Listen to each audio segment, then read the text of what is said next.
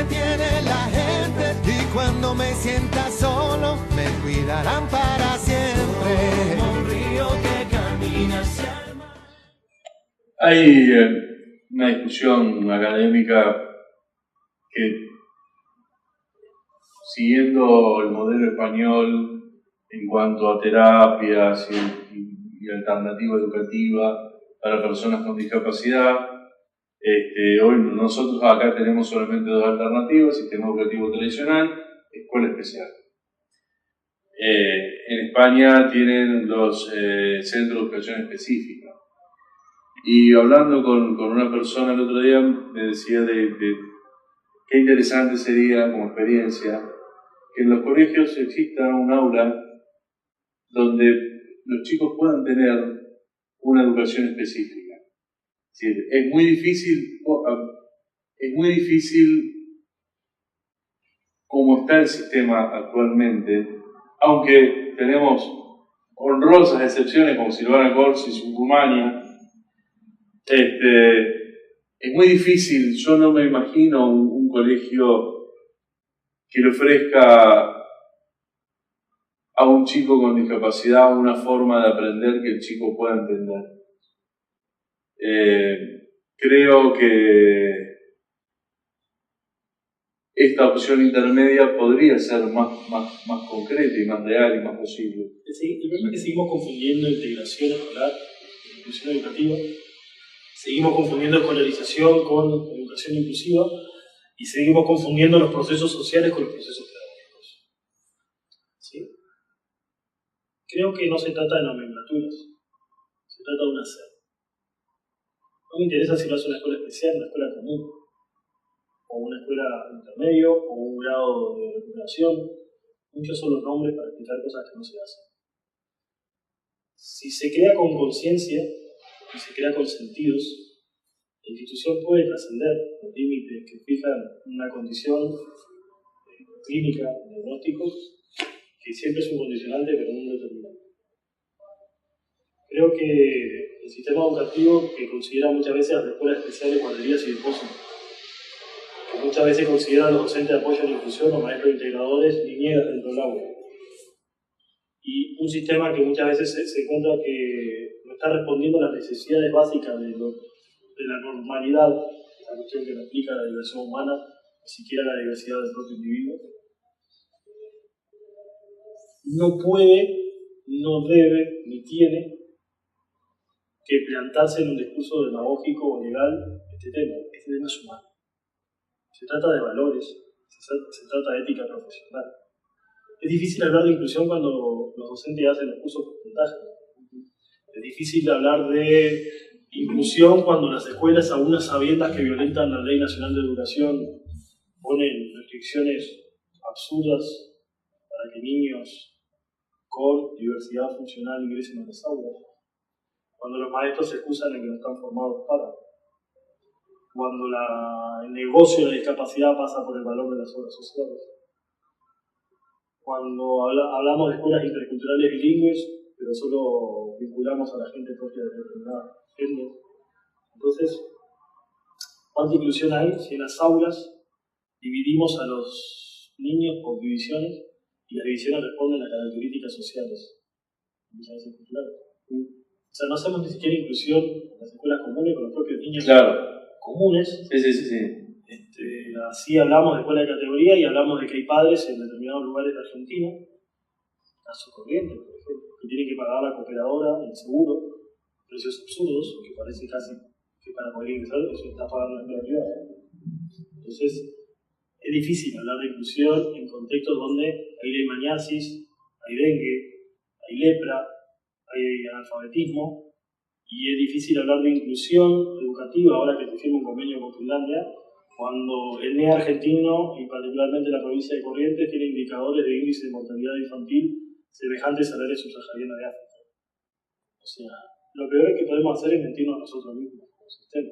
Sí, como si la educación fuera un enlatado que lo puedes traspolar a cualquier lugar del mundo y va a funcionar igual. La idiosincrasia argentina, la diversidad cultural, lingüística, étnica argentina, la incidencia de las migraciones, las conversiones políticas y económicas de las regiones no pueden permitir que haya un sistema único. ¿Sí? El valor que tienen las CEFAS, de las escuelas de la familia agrícola, solventadas muchas veces por los propios docentes, los rincones profundos de una Argentina, pasan desapercibidas cuando son escuelas situadas con sistemas de alternancia, que son ejemplos. Recientemente hubo un congreso en la Universidad Nacional del Nordeste referido a ese tipo de educación y pasan desapercibidos. Pero la neurociencia es hermosa, ¿eh? Aunque muchos preceptos de la neurociencia, si uno los presta atención, es neonazismo, o la diversidad de cerebros. Entonces hay que tener mucho cuidado. Estamos olvidando que nosotros educamos personas en contextos históricos, sociales y políticos. Entonces replicar programas, políticas, carecen de sentido y no se transforman en herramientas pedagógicas. Entonces la educación hoy, en muchos momentos, está cubriendo parches, está haciendo de parche social para otras problemáticas. Las escuelas se vuelven comedores, guarderías, la maestra se vuelve maestra pulpo, son proctólogos, ginecólogos, sociólogos, asistente social, y lo último que hacen es educar. Entonces caemos en el famoso efecto Pigmalión, y no sabemos si efectivamente los niños no aprenden porque no pueden, o no aprenden porque nosotros consideramos que no hay que darle eso porque ¿qué sentido tiene? Entonces los estamos condenando. Y hay niños que por su lugar de origen o por su condición biomédica de nacimiento sufren eugenesia educativa. Están condenados a estar excluidos del sistema. Entonces, en un contexto donde poder acceder físicamente a la escuela es complejo, cuanto más acceder desde el punto de vista pedagógico y didáctico a un proceso de enseñanza y instrucción.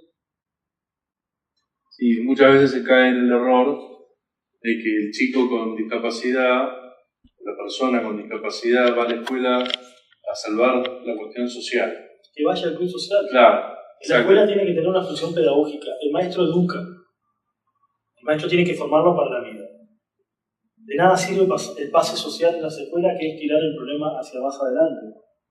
Y es hacernos trampa al solitario.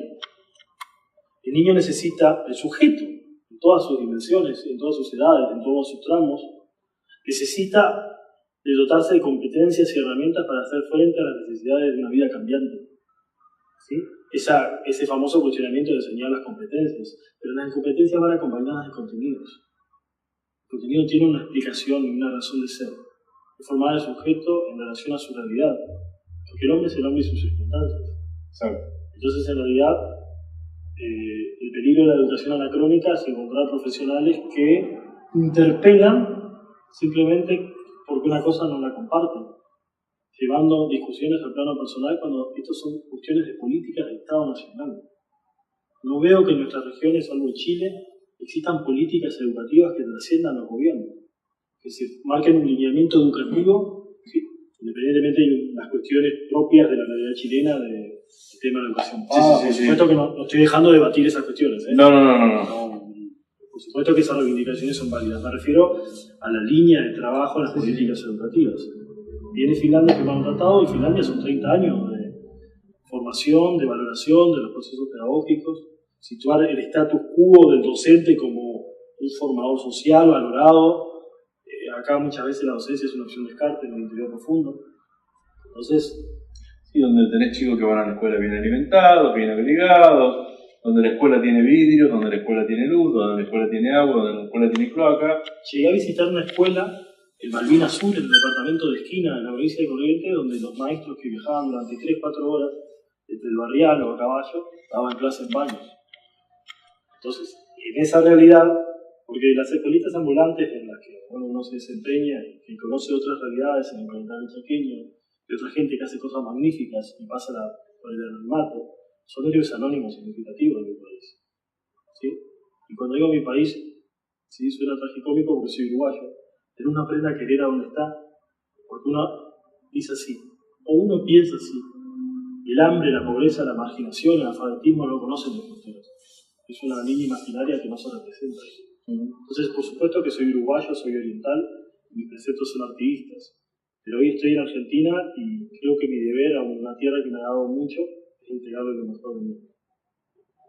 Y hoy identifico en ese interior profundo grandes héroes, que hacen cosas magníficas, pero están lejos de la centralización porteña de Buenos Aires, que ven una imagen equivocada de Argentina. Hay padres que le están dando el diagnóstico de su hijo con discapacidad, autismo, lo que sea en estos días. Siempre trato de terminar las entrevistas con la misma pregunta. ¿Qué le dirías a ese papá, a esa mamá, a esa familia que está recibiendo el diagnóstico ahora? Un niño, una persona, un ser humano, es más lo que pueda decir un papel. El papel le pone un nombre que más o menos te permite explicar algunas cosas que no se terminan. Un diagnóstico lo único que hace es permitirte orientar y entender, intentar comprender, intentar acercarte desde, bueno, hay algunos grandes rasgos que se comparten y bueno, me permite prever qué hacer o qué no hacer. Pero no es más que eso. Cuando yo trabajo con un niño, trabajo con un niño, no con un diagnóstico. La misión educativa es educar, no curar. Entonces la mirada que le digo al padre hoy es: trabaja con tu hijo, trabaja con su persona, sus sueños, sus esperanzas, sus miedos, sus temores, no con lo que dice el papel, que muchas veces ni siquiera vas a terminar de entenderlo. Son nombres que son extravagantes, refieren a cosas muy vastas, porque estamos hablando de espectros. Y al hablar de un espectro o de una condición de espectro, o hablar de una palabra que implica de un extremo a otro una variedad infinita de maneras de manifestarse, es significativo. Porque es difícil referirse a un diagnóstico sin caer en el prejuicio de estereotipos. Entonces, cuando caemos en el estereotipo, volvemos a la discapacidad, una incapacidad. Y volvemos al viejo término que no se usa, pero sigue vigente, que es la minusvalía, el menor valor. Cuando tengan un niño con discapacidad, cuando tengan un niño, acuérdense que no hay un manual para ser padres. Niños comunes, menos para ser comunes, ¿no? Menos para ser papás, niños especiales. Pero no puedo negar que por mis convicciones filosóficas, ideológicas y religiosas, no creo que Dios mande niños especiales a padres que no sean especiales. Creo que un papá me dijo algo hoy, ¿sí?, que fue en homenaje a mis papás que ojalá puedan ver esto, y que con el amor que les siento, ellos fueron los que forjaron y salvaron mi vida, hospital tras hospital, cirugía tras cirugía, diagnóstico tras diagnóstico, y que hoy lo que intento hacer es inspirar a mi sobrino, que padece lo mismo que yo, las cirugías, las miradas, la discriminación, el desconocimiento y la ignorancia, en pleno siglo XXI. Eso es lo que no quiero ni quiero permitir. Mis padres fueron mis forjadores. Entonces no hay mejor terapia que un padre que ama, entiende, comprende y acepta. Y no hay mejor profesional que aquel que pondera al padre para que entienda, acepte y ayude a su hijo. Creo que la mirada final, y con esto respondo a tu pregunta y cerrar y vamos, es: trabaja con personas, no con diagnósticos. Pachadam decía: si trabajas con la enfermedad puedes ganar o perder, si trabajas con el sujeto siempre ganas. Yo quiero niños felices, no niños curados. Porque la normalidad es un lugar lleno de gente extraña que rara vez entiendo. Bueno, gracias, Julio. Gracias. Vamos a hacerle llegar el video a tu papá para que se sientan tan orgullosos de vos como hacía que nosotros sentamos nuestros hijos. No quiero ya dejarte de cantar, como un río que camina hacia el mar. Saca el dolor afuera y no te quedes a esperar, como un río que camina hacia el mar. Ríe, ríe y llora, no queda mucho por andar, tu belleza.